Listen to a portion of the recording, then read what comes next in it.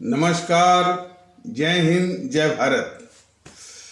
भारतीय अवाम ताकत दल अपने भारतीय भाई बहनों अर्थात अपने देश भारत की जनता अर्थात अपनी भारतीय अवाम से भारतीयता आधारित आपसी श्रद्धा, भारतीयता आधारित आपसी स्नेह, भारतीयता आधारित आपसी प्रेम, भारतीयता आधारित आपसी अखलाक मोहब्बत, भारतीयता आधारित आपसी सहयोग, भारतीयता आधारित आपसी सम्मान, भारतीयता आधारित आपसी एकता, भारतीयता आधारित आपसी भाईचारा तथा भारतीयता आधारित आपसी सद्भाव को समझने व उसे आत्मसात करके वैसा ही और उसी अनुसार आचरण एवं व्यवहार करने हेतु और इसके समस्त भारत में प्रचार प्रसार करने हेतु और प्रत्येक देशवासी को इसकी अहमियत और महत्व को समझाकर उसे अपनाते हुए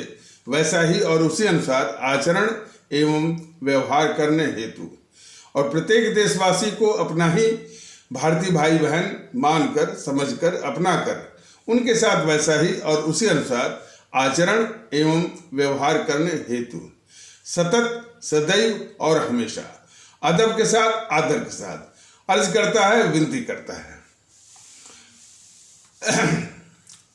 अब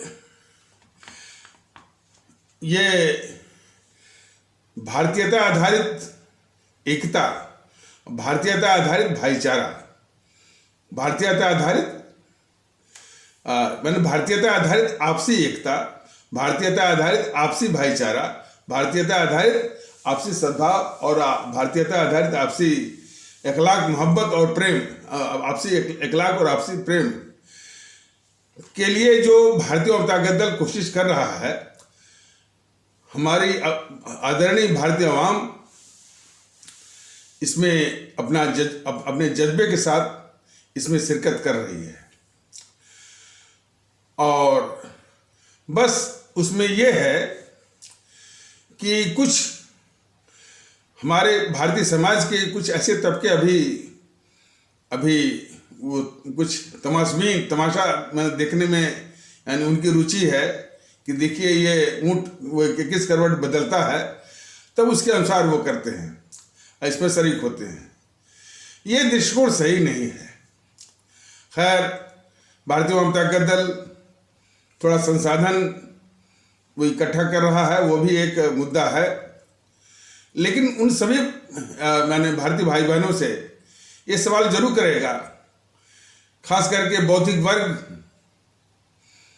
कहे जाने वाले हमारे आदरणीय भारतीय भाई बहन, यानी बौद्धिक वर्ग कहे जाने वाले हमारे आदरणीय भारतीय भाई बहन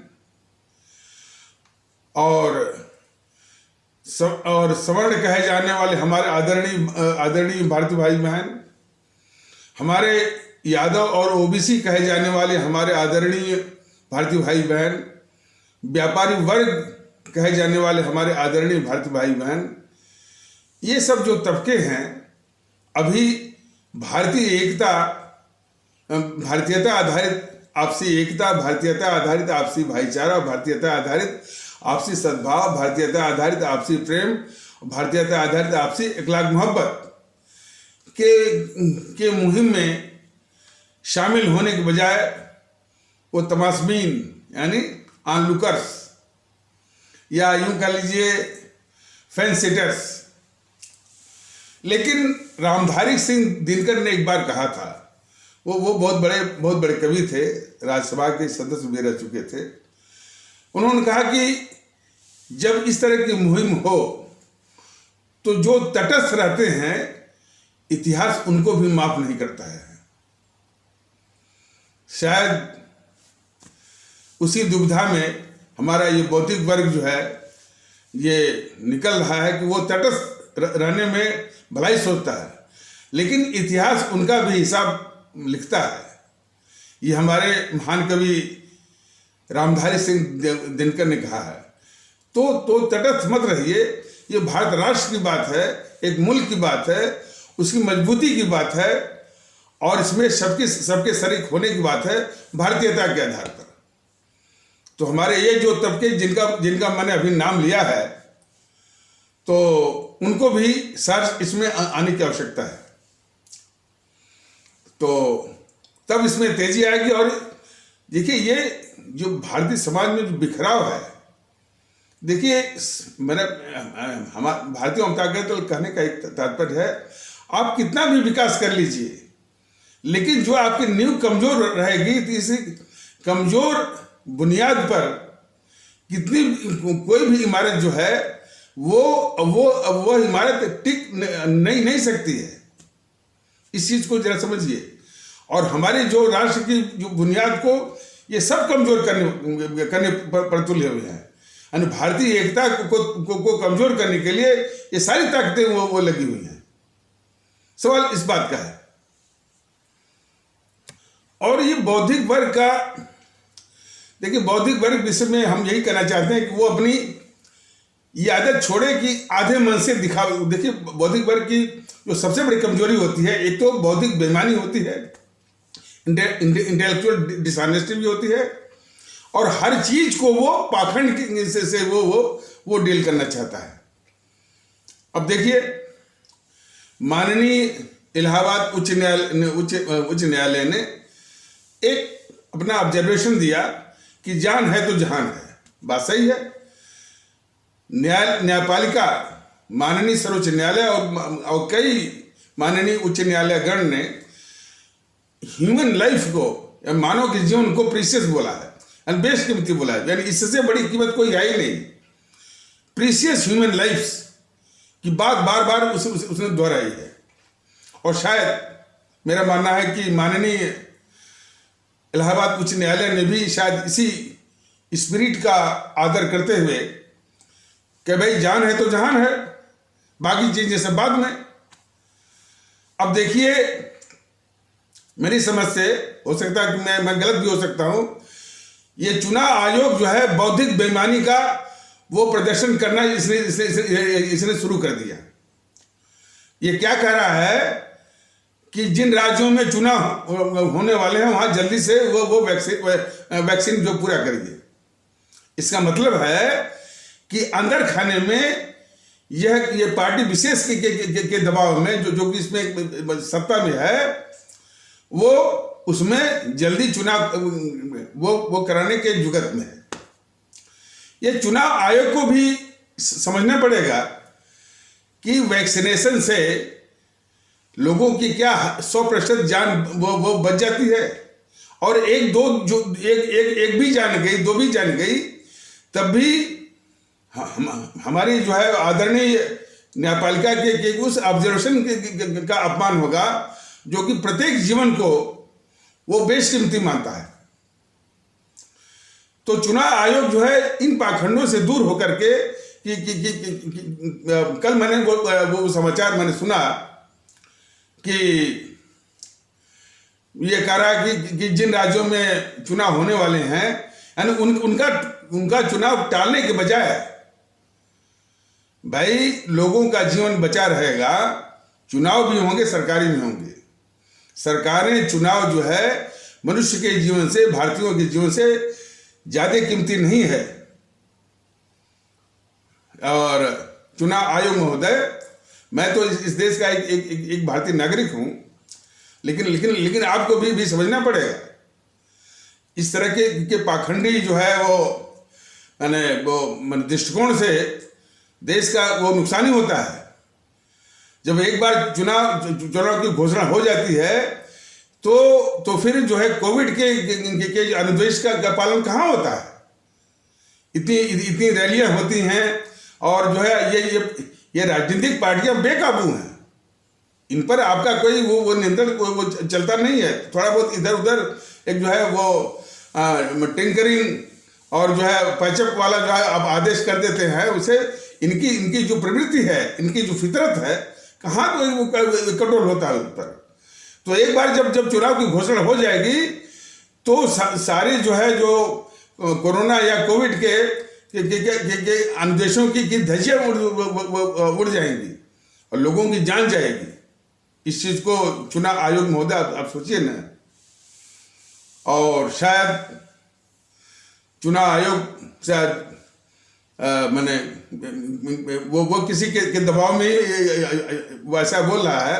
इसलिए माननीय सर्वोच्च न्यायालय और माननीय उच्च न्यायालयगण से विशेष दरख्वास्त है एक भारतीय नागरिक के रूप में कि आप दखल दीजिए और जो है एक उपयुक्त आदेश और निर्देश पारित करिए कि लोगों की जान, पहले जान बचाई जाए, चुनाव बाद में। कुछ पार्टियों को बस माने लोगों की जान पर, लोगों की लाशों पर भी चुनाव हथियाने की सत्ता, चुनाव जीतने की सत्ता हथियाने की एक हवस पड़ी हुई है। अब कहना अशोक नहीं होगा, कुछ लोगों ने फीते उते काट दिए हैं। उस फीता काटने के मतलब एवज में वो चुनाव जो है वो चुनाव का लाभ या लोगों से चुनाव छीनने की जुगत में है वो। तो ऐसे लोगों के मंसूबों पर पानी फेरिए और चुनाव आयोग से भी दरख्वास्त है कि आप ऐसी नौबत मत लाइए, कम से कम आप ही के हित में कि जब लोगों की जान जाए तो आपको जो है वो न्यायपालिका या न्यायपालिका या माननीय उच्च न्यायालयगण या माननीय उच्च न्यायालय या माननीय सर्वोच्च न्यायालय की उस स्थिति का आपको सामना करना पड़ जाए कि जबकि वो आदेश दे कि आपके ऊपर जो हत्या का मुकदमा, मर्डर का केस वो चलाया जाए। तो एक भारतीय नागरिक के रूप में वो भी स्थिति बहुत ही दुखदायी होगी कि हमारे चुनाव आयोग जैसी संस्था पर या उसका जो मुख्य चुनाव आयुक्त है वो भी एक संवैधानिक पद है, उस पर यह न बताया जाए कि उस पर जो हत्या का मुकदमा चले। तो ऐसी विकट स्थितियों को आमंत्रित आप मत करिए ना। और खास करके मैंने वो किसी के दबाव में बेशक जो है वो निर्देश दीजिए कि इस समय चुनाव संभव नहीं है, पहले स्थिति सामान्य हो जाए और जो है मान लीजिए इन विधानसभाओं का कोई टर्म होगा, खत्म हो रहा होगा, संसद बैठी है ना। संसद जो है कानून बना करके, संविधान संशोधन करके उनके कार्यकाल को बढ़ाने का अख्तियार है उसके पास।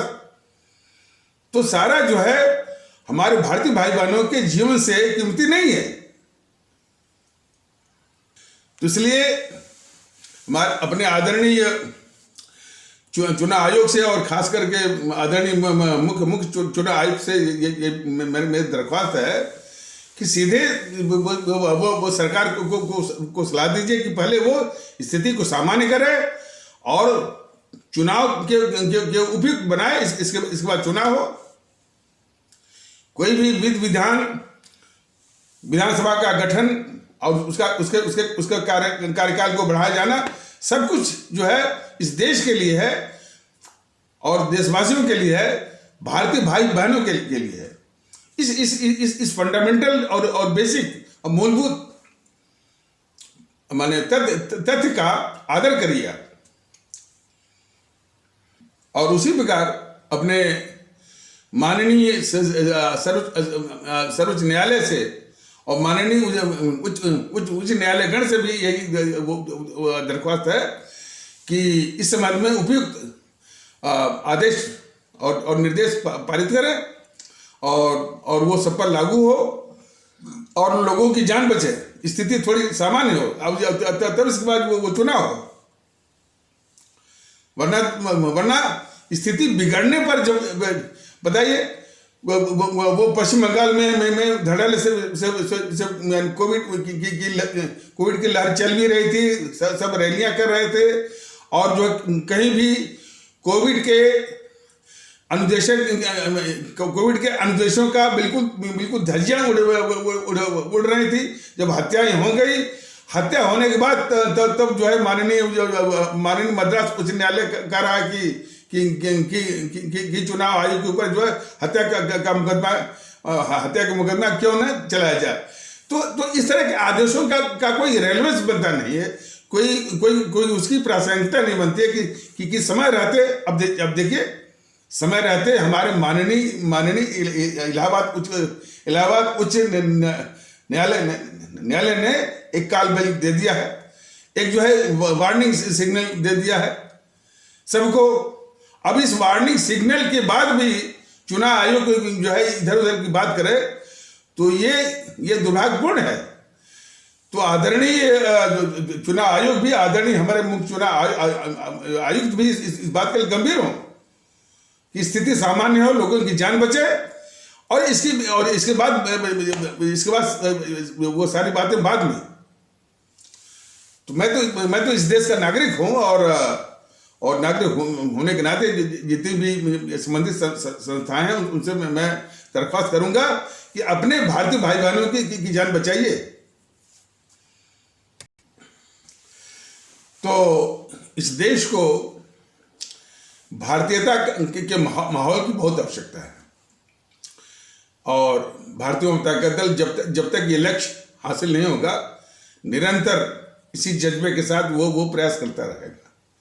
परिदृश्य ये है कि हमारे वो तबके जिसमें मैंने इस सब का ज्ञान उतना ऊंचा नहीं है, कि जितनी बातें हम बताते हैं वो इतिहास से, संविधान से और भी चीज़ों से शायद उसको ग्रैस्प करने की, उसको ग्रहण करने की शायद उतनी क्षमता विकसित न हो, लेकिन वो अपने आत्मज्ञान से बाय देयर इंट्यूशनल माइंड वो महसूस करेंगे नहीं भाई, इस देश के लिए एकता बहुत जरूरी है।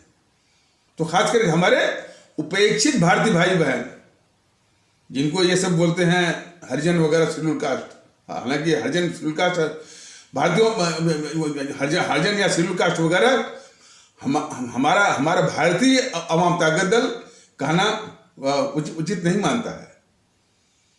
वो उनके लिए जो संबोधन है, जैसे जिस प्रकार से हमारे जिनको मुसलमान सब कहते थे, और उनके लिए जो उपयुक्त और सम्मानजनक जो संबोधन जो भारतीय अवाम ताकत दल ने विकसित किया है और जो जिसका प्रयोग कर रहा है हमारे इस्लाम आस्था वाले भारतीय भाई बहन, तो उसी प्रकार वो हमारा तबका उपेक्षित रहा है। उसको सम्मान की जरूरत है, उसको अपनापन की जरूरत है। तो हमारे उपेक्षित भारतीय भाई बहन, देखिए उपेक्षित तो है ही, और उसको सम्मान देने की जरूरत है, उसको अपनापन और गले लगाने की जरूरत है। हाँ, लेकिन दुख इस बात का है कि उनके ऊपर जो राजनीति करते हैं, खास करके बहुजन समाज पार्टी के लोग, ऐसे लोग जो है वो खुद उनको सम्मान देने के लिए तैयार नहीं है। यह एक बहुत मूलभूत बात है। अरे उनको सम्मान देना तो दूर, उनके द्वारा जो चुने हुए प्रतिनिधि हैं, विधायक और सांसद, उसको भी जो उस दल की जो मुखिया है मायावती जो है उनको सम्मान देने के लिए तैयार नहीं है। किस तरह से उनको बिठाती है ये देख लीजिए। तो वहां भी सिर्फ सिवाय एक भावनात्मक आधार पर वोट बटोरने के अलावा जो बाबा साहब का अनुदेश है, उनका आदेश है कि भाई इनको मरहम लगाइए, और मरहम का जो सबसे पहले जो प्रभाव डालना है वो सम्मान का। तो वहां भी सम्मान की बात नहीं, लेकिन भारतीय जनता दल की इस बात की बहुत बड़ी चिंता है, बहुत बड़ा दुख है कि उनके नाम पर राजनीति करने वाले भी वो सामंत शाहों की तरह जो है वो व्यवहार करते हैं। तो इसलिए तो लोग कहते हैं कि इसलिए सब लोग कहते हैं, काफी लोग कहते हैं कि मायावती वगैरह जो है एक नए किस्म के सामंत शाह हैं, नए किस्म के, यानी नियो फ्यूडलिस्टिक ओवरलॉर्ड्स। तो ऐसे लोगों से भी जो है मुक्ति पाइए आप लोग, हमारे खास करके उपेक्षित भारतीय भाई बहनों से विशेष दरख्वास्त है कि इस मायावती जैसे पाखंडी जो, और खास करके हमारे बाबा साहब के आदर्शों की हत्या करने वाली, मैं साफ कह दे रहा हूं, ये मायावती जो है हमारे बाबा साहब अम्बेडकर जी के आदर्शों की हत्या करने वाली। बाबा साहब ने क्या बोला था? जाति विहीन समाज, हमारा हमारी एक ही जाति है। क्या? हम भारतीय हैं। ये क्या करती है? वो माने हमारे जो उपेक्षित भारतीय भाई बहनों के साथ कुछ और को जोड़ती है। कभी इस्लाम आस्था वाले भारतीय भाई बहनों को जोड़ती है, कभी ब्राह्मण कहे जाने वाले भारतीय भाई बहनों को जोड़ती है। बस इसका ही काम है। और तमाम जो है, कभी कोयरी सम्मेलन, धोबी सम्मेलन, नाई सम्मेलन, खटिक सम्मेलन, यानी समाज को टुकड़े टुकड़ों में बाबा साहब कह रहे हैं कि एक जातीय समाज, और ये माने जातियां उपजातियों में हमेशा जो है इसकी गतिविधि चलती रहती है। तो इस प्रकार से ये बाबा साहब का नाम लेकर के बाबा साहब के सारे आदर्शों की हत्यारिणी है ये मायावती। इसीलिए भारतीय वाम ताकत दल की विशेष दरख्वास्त हमारे वो उपेक्षित भारतीय भाई बहन जिनको इस समाज की मुख्य धारा में आने की आवश्यकता है, और हालांकि उसके लाने के लिए हालांकि उनको मुख्य धारा में लाने के लिए, उनको सम्मान देने के लिए भारतीय वाम ताकत दल के पास योजनाएं हैं, ब्लूप्रिंट हैं, स्कीम्स हैं। जब भी मौका आएगा तो वो लागू करेगा। लेकिन अभी फिलहाल इस मायावती के जो है मोह माया जाल से, उसके जगड़न और पकड़न से बाहर आइए, बाहर आकर के भारतीयता के माहौल में शरीक होइए। तो और अब देखिए उसके इस मायावती को मालूम है कि सिर्फ जो है सिर्फ एक जात को लेकर के, हालांकि एक जात की बात तो मैंने कहना भी गलत है कि बाबा साहब ने कहा कि हमारे पूरे समाज की एक ही जाति है, लेकिन वो हमारे जो उपेक्षित भारतीय भाई बहनों को लेकर के ही वो राजनीति करती है।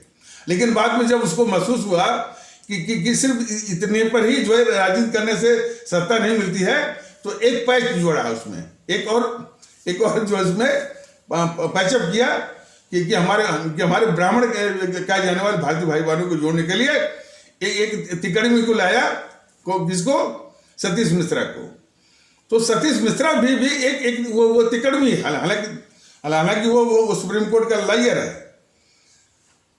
तो इस प्रकार जो है समाज में विखंडन करने वाले जो है तमाम ताकतें विभिन्न रूपों में, अब विभिन्न शक्ल में, अब विभिन्न क्षमताओं में आपको दिखते रहते हैं।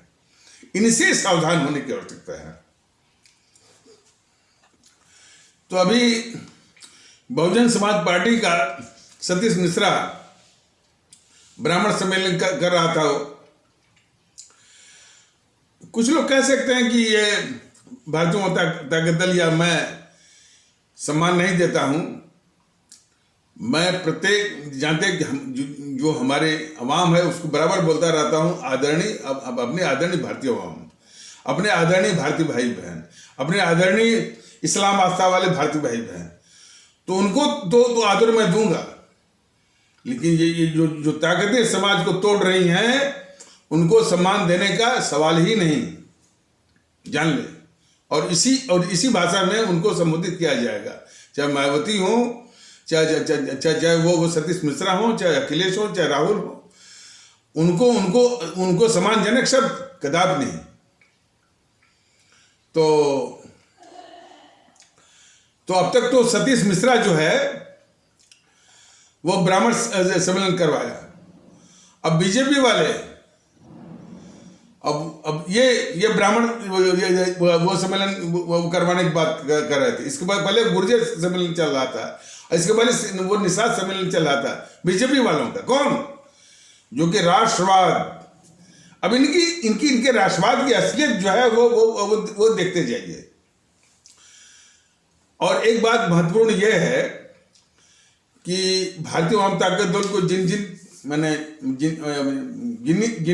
जिन स्थितियों की चिंता है कि भाई इस तरह से बिखराव है और बिखराव को बढ़ाने वाली ताकतें हैं और उनकी चिंता करता है, उनके विषय में अपने भारतीय भाई बहनों को बताता है।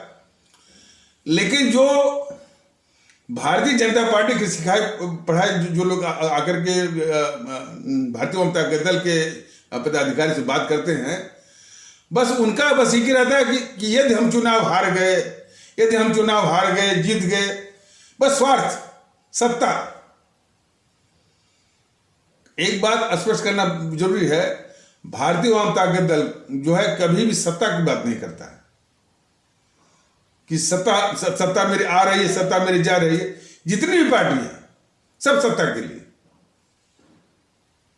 और कुछ ऊंच नीच हो गया तो मैं ये कर दूंगा, कुछ ऊंच नीच माने वो हार और गए या जीत गए, तो सिर्फ स्वार्थ और सत्ता। भारतीय आवाम ताकत दल का ये कहना है कि अपनी आवाम है, जो हमारी अपनी भारतीय आवाम है, उसके सामने अपनी बात रखना, उसको समझाना और उसको सही बात समझाना, बरगलाना नहीं। ये सारी पार्टियां जो है वो बरगलाती हैं चुनाव माने वो छीनने के लिए। भारतीय आवाम ताकत दल की ऐसी हरकतों में कतई विश्वास नहीं है, बल्कि उसका सख्त विरोधी है।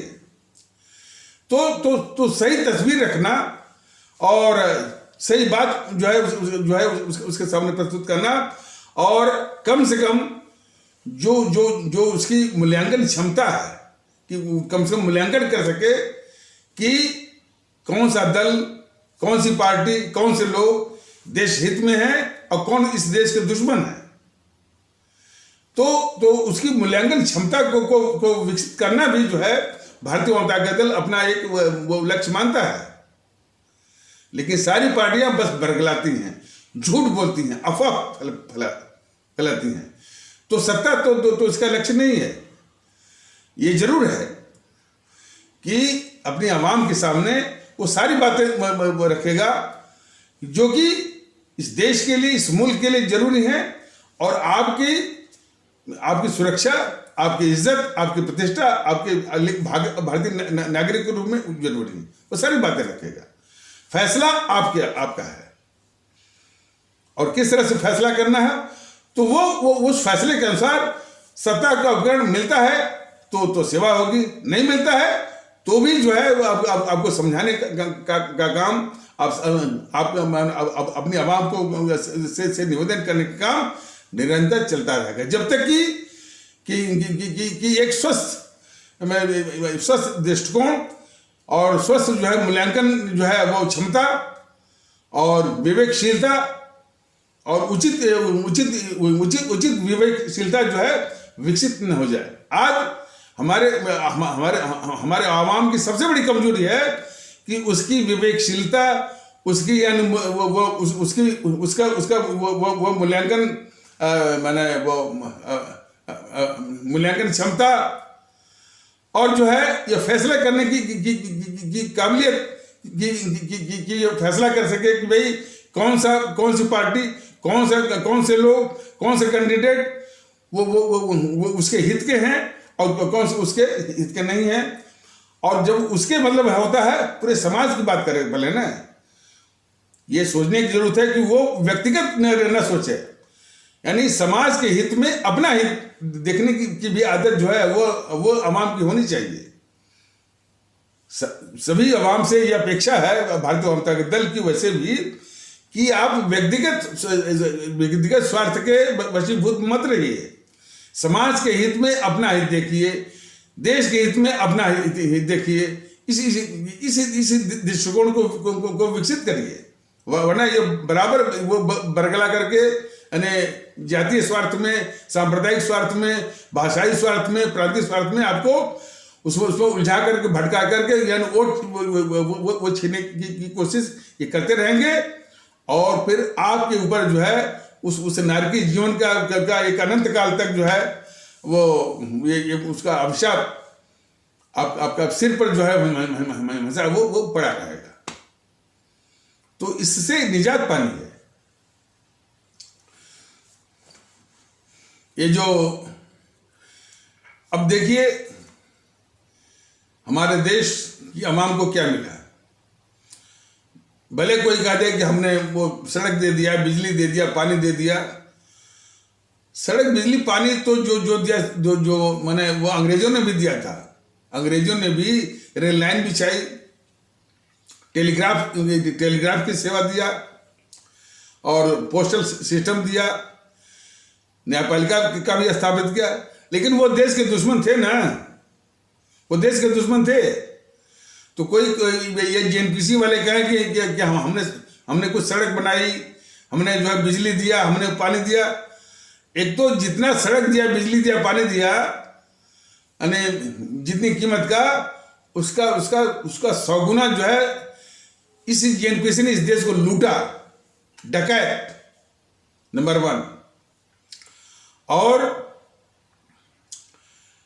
और बिजली, सड़क, पानी दे करके वह इस देश की दुश्मन बनी रही। किस तरह से? जिस तरह से अंग्रेज रहे। तो लेकिन बिजली, सड़क, पानी से ज्यादा जरूरी था, जबकि मुगलों का भी शासन था और भी शासन था, अंग्रेजों को छोड़ दीजिए, उसमें भी काफी लोगों को सुकून था। शोषण की कहानी तब से शुरू होती है जब से ये अंग्रेज आए।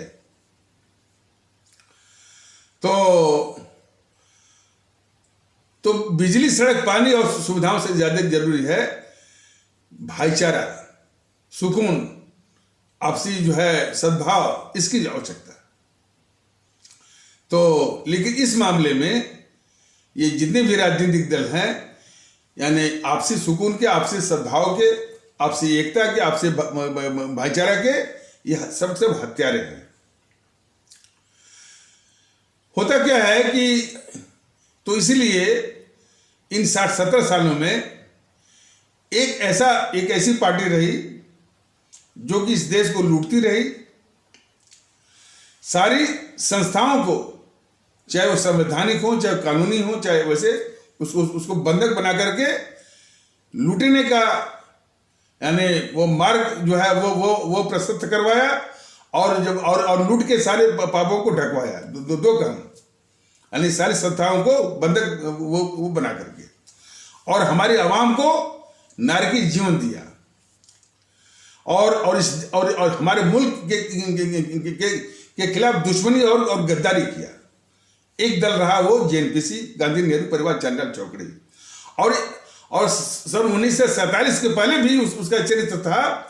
उन्हीं हमारे दुश्मन अंग्रेजों के साथ जो है मुखबिरी के साथ उनकी दलाली करना, उनकी चमचागिरी करना और उनके लिए मुखबिरी करना, ये चरित्र था उसका। और उसके बाद इस जेएनपीसी के बाद जो उनके छोटे भाई आए हैं, छोटे मियाँ, ये भारतीय जनता पार्टी वाले, उसी जेएनपीसी के सारे पापों को ढकने वाले। तो दो तरह का अभिशाप मिला है अब तक। एक, जिसने इस देश को लूटा हो और जिसने जो है आम भारतीय भाई बहनों का जीवन वो नारकी बनाया हो, और सारी संस्थाओं को, संवैधानिक हो चाहे कानूनी हो, बंधक बना करके लूट के मार्ग को प्रशस्त करवाना और लूट के पाप को ढकवाने का काम किया हो, और हमारी आवाम को, हमारे गरीब और आम आवाम को नारकी जीवन दिया हो, और हमारे देश को बांट करके तार किया हो, और नारकी जीवन में इतने दंगे करवाए, हमारे सिख आस्था वाले भारतीय भाई बहनों का सरेआम कत्ल करवाया, देश बंटवाया, 25 से 30 लाख लोगों को मरवाया, 3 करोड़ से ऊपर लोगों के घर उजाड़े। एक तो ये दल है। उसके बाद जो है जो दूसरे आए ये बीजेपी वाले, उन्हीं जेएनपीसी के सारे पापों को ढक रहे हैं, वो भले वो इसमें विपक्ष में हो, लेकिन उसको सत्ता से भी अधिक सारी सुविधाएं दे रहे हैं। अवाम की कोई चिंता नहीं है, अवाम की कोई चिंता नहीं है। जो बोलते हैं ना मोदी जी कि सबका साथ सबका विश्वास, वो हरगिज नहीं। उनको जो साथ मिला है गद्दार राहुल, उनको साथ मिला है गद्दार राहुल गांधी का। गद्दार जो है वो वामपंथियों का, वो जो इस देश की शत्रु है, दुश्मन है और गद्दार भी है, ममता बनर्जी का। ये जो वो आतंकवादियों के हिमायती हैं अखिलेश यादव का, इनका साथ है और इनका विश्वास भी है, अवाम का नहीं है। अवाम तो जो है, जब भी अवाम को जरूरत पड़ती है तो मोदी महोदय इस अवाम को उन्हीं के हवाले छोड़ देते हैं, जो चाहे वो करें। तो तभी इनका पाखंड जाता नहीं है, सबका साथ सबका विश्वास। तो ये समझने की आवश्यकता पड़ जाती है कि आखिर इनका मूल क्या है, ये फंडामेंटली या ओरिजिनली ये है क्या। ये जो है एक सामंतशाही लोगों का एक जमावड़ा है भारतीय जनता पार्टी। और इस देश को जानना चाहिए कि हमारा जो हिंदू सनातन जो दर्शन है, विश्व का महानतम दर्शन है। और उसकी महानता इसी में है कि दूसरे पांथिक दर्शनों का वो सम्मान करता है। जान लीजिए, हिंदू सनातन दर्शन की महानता इसी में है कि दूसरे पांथिक दर्शनों का, चाहे वो इस्लाम पांथिक दर्शन हो, चाहे ईसाई पांथिक दर्शन हो, चाहे वो जो है माने सिख पांथिक दर्शन हो, कोई भी हो, जो सम्मान करने की इसकी जो विशेषता है, उसी कारण जो है वो हिंदू सनातन की महानता है। लेकिन आज उसका नाम लेकर के कि हम हिंदू सनातन के प्रतिनिधि हैं, उसके मसीहा हैं, उसके रक्षक हैं, इतनी नफरत ये फैला रहे हैं। तो नफरत तो फैला रहे हैं, इस देश की नींव को जो है वो कमजोर कर रहे हैं। और तो ये कभी भी हिंदू सनातन जो इतना महान आदर्श है, उसके प्रतिनिधि ये हो नहीं सकते। और याद रखना चाहिए कि ये सामंतशाही लोग जो है हर वक्त, यानी इतना महान जो है हिंदू सनातन होते हुए भी जो है, यानी कैसी कैसी ठोकरें वो खाया है। जो है इसी ने जो है वर्ण व्यवस्था जो है, यानी वर्ण व्यवस्था किया। वो क्या क्षत्रिय ब्राह्मण शूद्र वैश्य शूद्र जो है, यानी क्या कहें, जात व्यवस्था इसने दिया। और जात व्यवस्था के अभिशाप में शूद्र बोल करके एक हमारे भारतीय समाज के तबके को हजारों साल तक उसका शोषण किया। यानी हिंदू सनातन ने नहीं किया, यही सामंतशाही वो सोच के लोगों ने उसका शोषण किया हजार साल तक।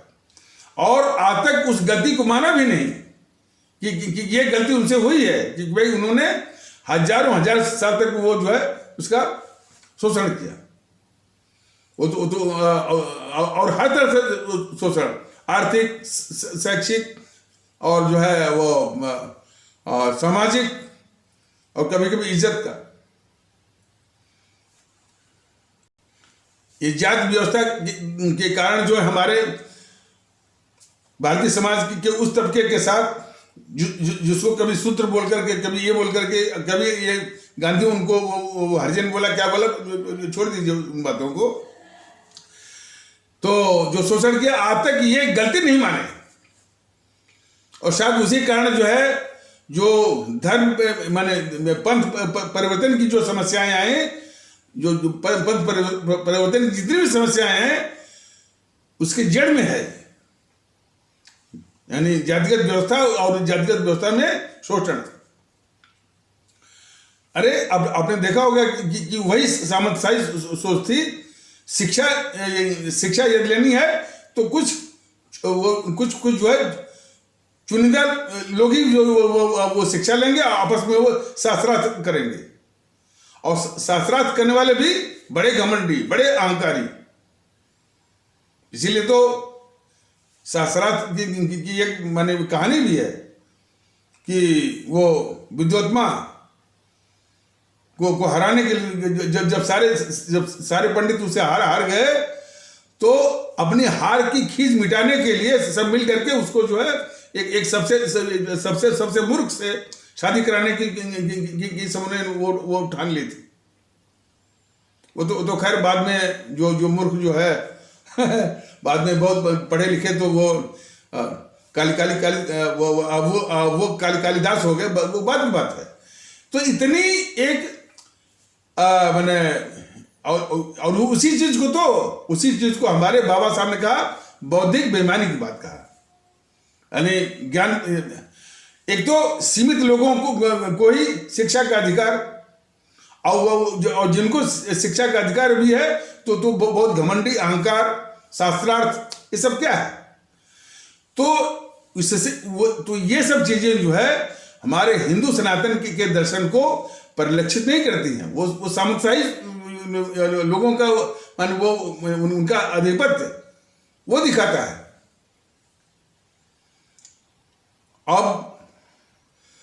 अब ये जो सामंतशाही लोग जो हैं, इस चीज को अंग्रेजों ने भी वो पहचान लिया, और इनका बहुत अच्छे तरीके से भारत के खिलाफ इनका इस्तेमाल किया। ये कारण तो है, जब अंग्रेजों का शासन था तो जितने भी राजपूताना के लोग थे वो अंग्रेजी शासन के चमचे बन गए। जितने भी राजे, नवाब, जमींदार वो अंग्रेजी शासन के चमचे बन गए। और वही कहते होंगे, वो भी जरूर कहते होंगे, हम हिंदू धर्म की रक्षा कर रहे हैं, बोलते होंगे।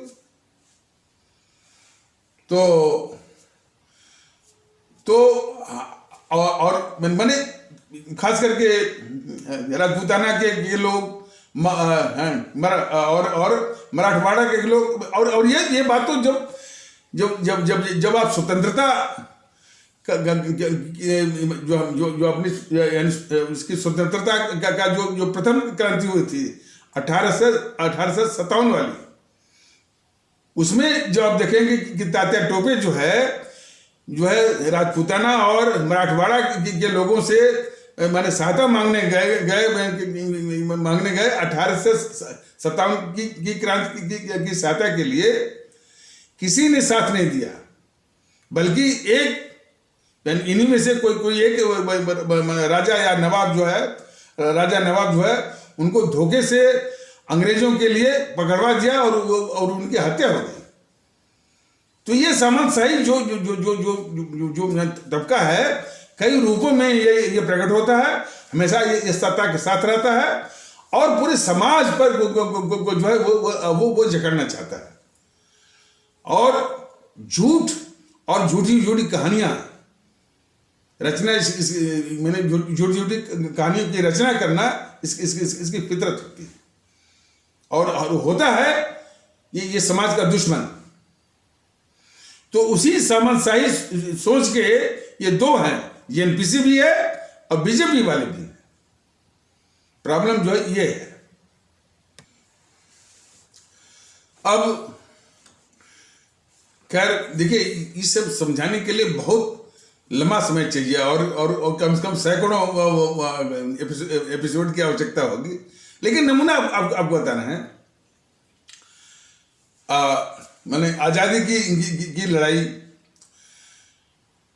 कुछ लोगों ने इन बातों को छोड़ करके, यानी हमारा देश एक है और हमारे देश की सर्वोच्चता को स्थापित करने के लिए कुछ लोग आगे आए, जैसे हमारे सुभाष चंद्र बोस आए, शहीद आजम भगत सिंह आए, चंद्रशेखर आजाद, अशफाकुल्लाह, कि भाई जो हमारा मुल्क ही अपने लिए खुदा है, अपने लिए ईश्वर है, अपने लिए गॉड है, ये मान के चलिए। और इसी जज्बे के साथ उन्होंने जो है यानी वो प्राण भी गवाए।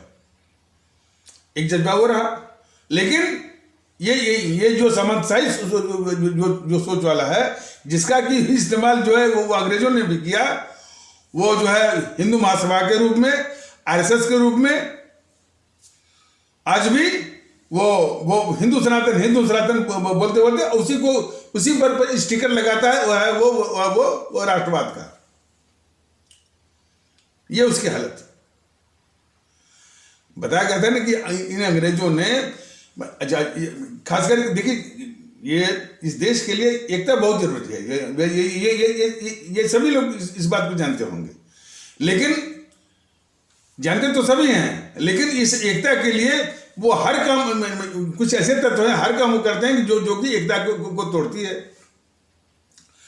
तो अंग्रेज जो कि एक वो उपनिवेश कायम किए थे भारत के ऊपर, तो उनको पता था कि हिंदू मुस्लिम एकता जो है, या हिंदू मुस्लिम के बीच में एकता, या भारतीय जनता के दल की शब्दावली में कि हमारे हिंदू सनातन आस्था वाले भारतीय भाई बहन और हमारे इस्लाम आस्था वाले भारतीय भाई बहनों के बीच में एकता जो है, वो अंग्रेजों के लिए जो बहुत खतरा जो है वो साबित हो रही थी। तो इस खतरे को टालने के लिए वो सब जो है, ये हिंदू इनके बीच में, हिंदू मुस्लिम के बीच में एकता को तोड़ने के लिए हर तिकड़म किया, हर छल किया। और वो छल जो है इन्हीं लोग जो भारत के लोगों के जरिए ही किया। और उन्होंने कई संस्थाएं बनवाई, और वो संस्थाएं वो कुछ भी कहते रहे, चस्पेबाजी कुछ भी कि भारतीय राष्ट्रीय कांग्रेस है, फलाने है, लेकिन वो हिंदू मुस्लिम एकता को तोड़ने के लिए ही अंग्रेजी सरकार ने बनवाई थी। कांग्रेस को 1885 में अंग्रेजी सरकार ने किसी अंग्रेज के द्वारा, वो अंग्रेज कौन था? A.O. ह्यूम, हिंदू मुस्लिम एकता को तोड़ने के लिए वो बनी थी। उसकी भाषणबाजी, चस्पेबाजी और नौटंकी को छोड़ दीजिए, वो हिंदू मुस्लिम एकता को तोड़ने के लिए बनी थी। दूसरा, इंडियन मुस्लिम लीग जो कि बनी थी 1906 में, और वामपंथियों की भी स्थापना हुई 1920 में, शायद 1920 में, और 1922 में हिंदू महासभा, और 1925 में राष्ट्रीय स्वयंसेवक संघ। ये पांचों जो संस्थाएं जो बनी थी, सिर्फ हिंदू मुस्लिम एकता को तोड़ने के लिए, अंग्रेजी सरकार के मंसूबों को पूरा करने के लिए। जब अंग्रेज चले गए, वही यानी शासन करने के लिए ये जेएनपीसी वालों ने, और आज ये बीजेपी वाले, वही वो हिंदू मुस्लिम की एकता को तोड़ने के लिए वही साजिशें कर रहे हैं। तो उनका नमूना देखिए, नमूना जरा देखते जाइए। ये योगी महोदय एक हाथ से बांट रहे हैं लैपटॉप, टैबलेट, स्मार्टफोन, दूसरे हाथ से यानी धर्म संसद के बहाने जो है नफरत और इस तरह की माने भेद विभेद की बातें। तो ये वही लोग हैं सामंतशाही सोच के माने उसी के एजेंट है ये योगी आदित्यनाथ, और थोड़ी सी मुलम्मेदार रूप में मोदी महोदय हैं। ये भी सामंतशाही सोच के हैं, लेकिन थोड़ा सा वो मुलम्मा नहीं है। सबका साथ, सबका विश्वास, सबका प्रयास, पता नहीं क्या क्या, सब झूठा। अब देखिए भारतीय जनता का दल क्या कहता है? भारतीय एकता। ये कहते हैं हिंदू एकता। सवाल इस बात का है, इस देश को हिंदू एकता की जरूरत नहीं है, इस देश को मुस्लिम एकता की भी जरूरत नहीं है, इस देश को ईसाई एकता की भी जरूरत नहीं है, इस देश को सिख एकता की भी जरूरत नहीं है, इस देश को माने कश्मीरी एकता की जरूरत नहीं है, इस देश को पंजाबी एकता की जरूरत नहीं है, इस देश को बिहारी एकता की भी जरूरत नहीं है, इस देश को हरियाणवी या राजस्थानी या यूपी की एकता की जरूरत नहीं है, इस देश को बंगाली एकता की जरूरत नहीं है, इस देश को असमिया एकता की जरूरत नहीं है, इस देश को उड़िया एकता की जरूरत नहीं है, इस देश को मराठी एकता की जरूरत नहीं है, इस देश को गुजराती एकता की जरूरत नहीं है, इस देश को तेलुगु एकता की जरूरत नहीं है, इस देश को तमिल एकता की जरूरत नहीं है, इस देश को कन्नड़ एकता की जरूरत नहीं है, इस देश को मलयाली एकता की जरूरत नहीं है, सिर्फ इस देश को भारतीय एकता की जरूरत है। ये सभी जो कान खोल कर सुन लें बीजेपी वाले, और कितने ये माने घटिया किस्म के स्वार्थी हैं तो कि यानी अब जो ब्राह्मण सम्मेलन, तो एक जो है वो श्रीकांत शर्मा है, वो उत्तर प्रदेश में वो उत्तर प्रदेश सरकार का ऊर्जा मंत्री, तो देखिए वो कैसे बोल रहा है। वो कह रहा है कि यानी हम लोग जो है ना हाँ हम लोग जो है जातिवाद में विश्वास नहीं करते हैं, और हम सभी जातियों का क्या सम्मान करते हैं। देखिए इसका क्या मतलब, हम लोग जातिवाद में विश्वास नहीं करते हैं और हर जातियों का सम्मान करते हैं। क्या धोखा दे रहे हैं बीजेपी वाले जो है। अरे भाई जाति का कोई अस्तित्व नहीं है संविधान के अनुसार।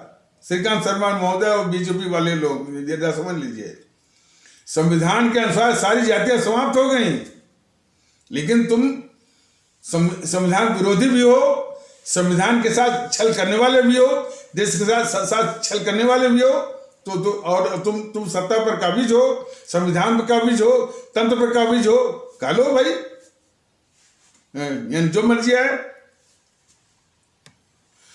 और इन सबों की जो करतूतें कितनी घटिया किस्म की हैं वो राहुल गांधी जो है अपने चमचा जो है वो सलमान खुर्शीद से लिखवा दिया वो अयोध्या पर, और वो हिंदू सनातन बताइए कि इतना महान जो है वो पंथ, उसके आदर्श, उस पर उसने हमला करवाया इसने अपने चमचा सलमान खुर्शीद से, उसकी तुलना कर दिया बोको हराम से, इसी से। बताइए कितनी घटिया बात।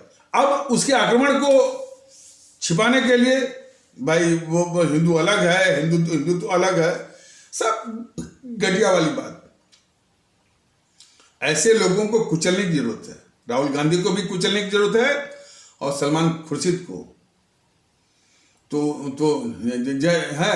लेकिन अब देखिए ये बीजेपी वाले उनके आगे घुटने टेक रहे हैं। कोई शायद वो व्याकरण लेके पहुंच रहा है उनके पास, व्याकरण लेके पहुंच रहा है कि नहीं भाई व्याकरण में हिंदू तो ये है और हिंदू ये है। अरे भाई जो इतना घटिया किस्म का आदमी है और इतना खतरनाक है दुश्मन है इस देश का राहुल गांधी, उसका चमचा जो है वो सलमान खुर्शीद, वो व्याकरण उस पर असर करेगा। तो इन सबों का नाटक चलता रहेगा।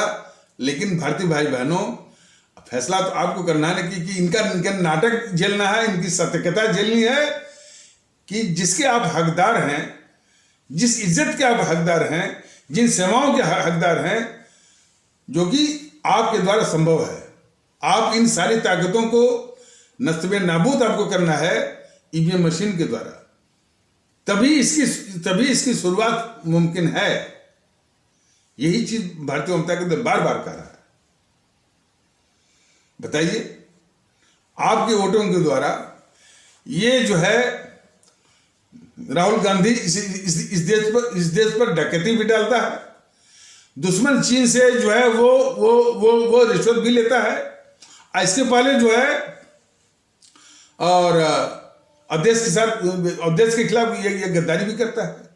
कैसे? जो आप इसको वोट करते हैं, तो चाहे वो केरल के लोग वोट करते हों, चाहे वो अमेठी के लोग वोट करते हों, चाहे पंजाब के लोग वोट करते हों। अब सभी लोग, चाहे हमारे पंजाब में रहने वाले भारतीय भाई बहन हो, चाहे केरल में रहने वाले भारतीय भाई बहन हो, चाहे छत्तीसगढ़ के हो, मध्य प्रदेश को, राजस्थान के, सबको फैसला करना है कि इन गद्दारों का सफाया करना है।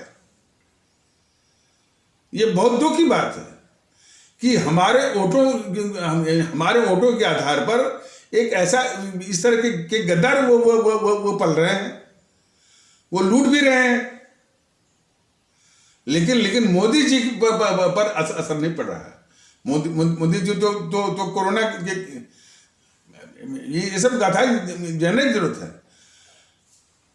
ये दिल्ली में 3000 क्लस्टर बसें सोनिया गांधी की चलवाई जा रही हैं। ये वो जो केजरीवाल के मैंने सरकार के अधीन, अब मोदी जी के संरक्षण में 3000 क्लस्टर बसें सोनिया गांधी की। जो जमीन जो हड़पे थे ये सब राहुल गांधी, प्रियंका गांधी और वो रॉबर्ट वाड्रा, जो हमारे किसान भारतीय भाई बहन हरियाणा के और राजस्थान के, वो जमीनें ये मोदी महोदय खट्टर की सरकार दो बार आ चुकी है यहाँ पर हरियाणा में, लेकिन आज तक जो है वो जमीन हमारे किसान भारतीय भाई बहनों को वापस नहीं करवाए। गहलोत के पहले जो है वो बीजेपी की सरकार थी, तो वो हमारे किसान भारतीय भाई बहनों की हड़पी हुई जमीन जो है उनको वापस नहीं हुई। ये मोदी महोदय के संरक्षण में उन्हीं हड़पी हुई जमीन पर में जो है ये निवेश करवा रहे हैं। तो यही तो गद्दारी है वो मोदी महोदय की, कि जिन दुश्मनों का खात्मा करना चाहिए, खास करके हमारे भारत की पावन धरती को कम से कम जो है वो पवित्र करने के लिए इन गद्दारों से मुक्ति दिला करके उन्हीं गद्दारों को ये सारी सुविधा दे रहे हैं। तो यही चीज जो है वो समझने की आवश्यकता है। और ऊपर से ये बने हुए हैं राष्ट्रवादी, ऊपर से कह रहे हैं कि सबका साथ सबका विश्वास। ये मोदी महोदय ये सोच रहे हैं कि वो हाईवे बना दे रहे हैं या कुछ इच्छा से चमक दमक कर दे रहे हैं। देखिए, ये मोदी महोदय भी जान लें और देश को भी जानना जरूरी है कि यदि माहौल आप ऐसा ला दें कि जिसमें कम से कम एकता, भाईचारा, सुकून हो, आपस में प्यार मोहब्बत हो, इखलाक मोहब्बत हो, तो तमाम प्रतिभाएं हैं हमारे यहाँ जो कि अच्छी से अच्छी स्कीम भी बना देंगे, योजना भी बना देंगे, उसको लागू भी कर देंगे। आपसे अधिक सरकार का एक काम नहीं है कि इस तरह की सड़कों की योजना बनाना। काम तो है सीधे जो प्राइम मिनिस्टर है उसका एक काम नहीं है। वो ऐसा माहौल बना दे तो कई गडकरी भी आ सकते हैं जो कि सड़कों का जाल वो सब कर देंगे। प्राइम मिनिस्टर का काम है, मुख्यमंत्री का काम है माहौल। माहौल से मतलब है कि जो है पूरे देश में एकता का, भाईचारा का और ये माहौल हो, और कोई भी तत्व जो है इस माहौल को बिगाड़ न पाए। क्योंकि प्रधानमंत्री के पास जो है माने वो आंतरिक रूप से माने उसके पास भी पुलिस है, सीआरपीएफ है, बीएसएफ है, आरएएफ है, असम राइफल्स है, और जो है एसएसबी है, तमाम है। और कई जो है वो खुफिया तंत्र है कि इस माहौल को कोई वो बिगाड़ ना पाए। ये काम है प्रधानमंत्री का, और इसी में फेल्योर नहीं बल्कि इनकी साजिश है जिसको बिगाड़ने की। ये धर्म संसद के नाम पर जो है शायद कोई धर्म संसद वाला आया था, वो कह रहा था कि हमको हमारे इलाके में दखल न दें। तो बड़ी खुशी की बात है कि कम से कम भारतीय जनता दल का जो यूट्यूब में मैंने का वीडियो के माध्यम से जो संदेश है लोग देख तो रहे हैं ना।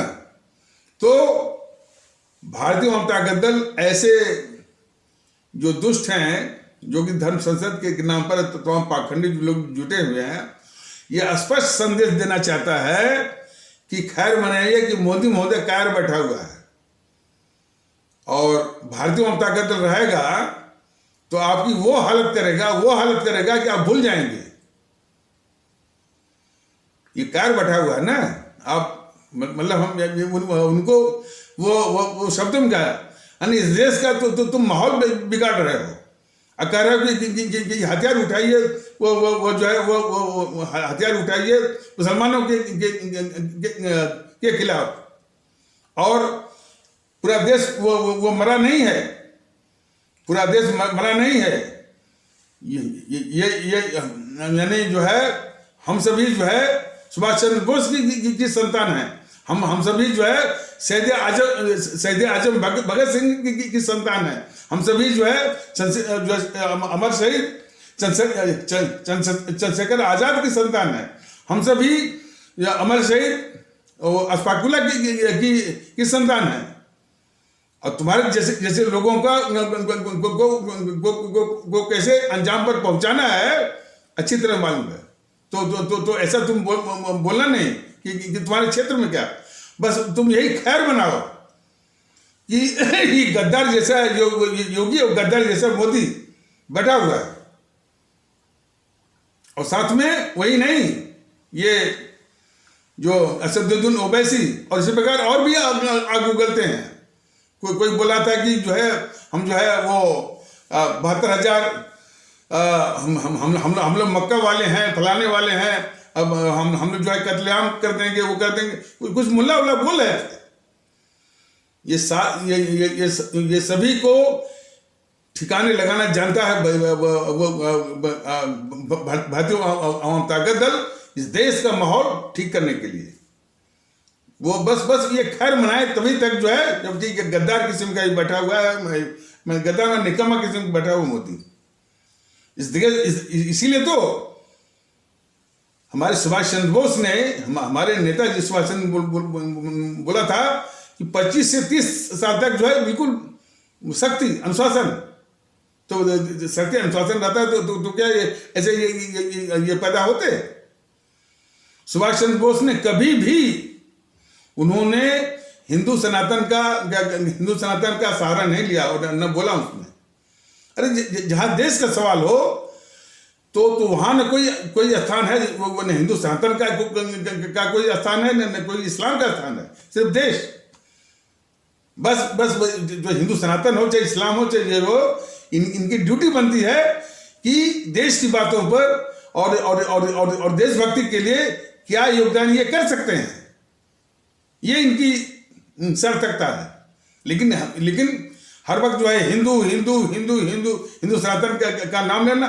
और देखिए ये सब इतने साथी हैं ना, जरा समझिए, ये जो बीजेपी के कुनबे के लोग बस हिंदू जागो, अब सभी हिंदू जागो, हिंदू करते रहो, अंत में स्टिकर चिपका देंगे राष्ट्रवाद। जरा ये सोचे हैं कि इस प्रकार जो है असदुद्दीन ओवैसी भी जो है मुस्लिम है, मस्जिद है, कुरान है, इस्लाम है, कहते वो भी चिपका देगा राष्ट्रवाद। ये तो है सर। तो ये जो है सामंतशाही सोच के हैं, सामंतशाही सोच ने हिंदू सनातन को तबाह किया है। हिंदू सनातन को तबाह करने वाले जो है जो उसमें बैठे हुए सामंतशाही सोच के कारण जो है इसी पंथ से अलग हो गया जैन धर्म, अलग हो गया बौद्ध धर्म, अलग हो गया सिख धर्म, और लोग भी भाग रहे हैं, सिर्फ ये सामंतशाही। और जो है ये सब इतने दुष्ट होते हैं कि किसी चीज को मानते नहीं है। हमारा जो संविधान बना है उसकी आलोचना करेंगे। तो इनसे निपटना बहुत जरूरी है और सभी को विश्वास होना चाहिए। अरे उसी सोच के देखिए बीजेपी में जो बैठे हुए हैं वो इसी दुविधा में जी रहे हैं कि वो अपनी वफादारी जो है संविधान के प्रति निभाए, माने उसके मंत्री वगैरह कि वो हिंदू राष्ट्र के प्रति जो है वो माने या वो अपनी वफादारी जो है हिंदू राष्ट्र के प्रति निभाएं, जबकि संविधान में तो हमारे भारत के संविधान में तो कहीं आई नहीं। वो हमारे भारत के संविधान में हिंदू राष्ट्र तो कहीं आई नहीं, तो इसी दुविधा में वो जी रहे हैं और देश को वो भरमाए हुए हैं। तो ऐसे लोगों से सावधान रहने की जरूरत है। ये वास्तव में बहुत ही खतरनाक खेल खेल रहे हैं ये बीजेपी वाले, उसको ध्वस्त करने की जरूरत है। तो हमारे आदरणीय भाई बहनों, भारतीयता की बात जगाइए। भारतीयता की बात जगाएंगे तो वर्षों कई सदियों से ये सामंतशाह जो है इनका विनाश होगा। एक और सामंतशाह वाले हैं और दूसरे वाले देश के दुश्मन ये जेएनपीसी वाले हैं, जेएनपीसी और वाम दल वाले। बाकी तो जो छुट भैये हैं, ये अखिलेश वगैरह मुलायम, तो ये इसी बीच की उपज है। सबका विनाश करना है और अब हर एक भारतीय भाई बहन का फर्ज बनता है एक होकर के ईवीएम मशीन पर जो है सबका करना, विनाश करिए, तब एक जो है ये शुरुआत होगी भारतीयता की। वो भारतीयता में हमारा ये राष्ट्र भारतवर्षी सब कुछ है और हमारी आवाम जो है वही सब कुछ है, और वो हमारी आवाम भारतीय है, न कि हिंदू, न कि मुस्लिम, न कि सिख, न कि ईसाई, न तो ठाकुर, न तो ब्राह्मण, सिर्फ भारतीय। तो इन्हीं आवश्यक शब्दों के साथ इस आवश्यक परिचर्चा को यहीं पर विराम दिया जाता है। तब तक के लिए नमस्कार, जय हिंद, जय भारत।